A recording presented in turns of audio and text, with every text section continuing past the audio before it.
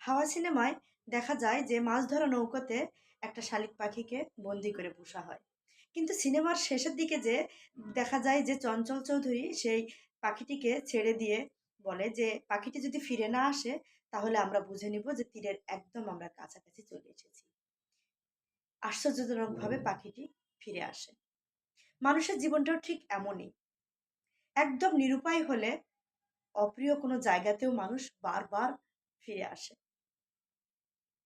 বেওয়ারিশ মুক্তির থেকে বন্দি জীবনটাকে বেশি উপযোগী মনে করে। হাওয়া সিনেমায় দেখা যায় যে মাছ ধরা নৌকাতে একটা শালিক পাখিকে বন্দি করে পোষা হয়। কিন্তু সিনেমার শেষের দিকে যে দেখা যায় যে চঞ্চল চৌধুরী সেই পাখিটিকে ছেড়ে দিয়ে বলে যে পাখিটি যদি ফিরে না আসে তাহলে আমরা বুঝে নিব যে তীরের একদম আমরা কাছাকাছি চলে এসেছি। আশ্চর্যজনকভাবে পাখিটি ফিরে আসে। মানুষের জীবনটাও ঠিক এমনই।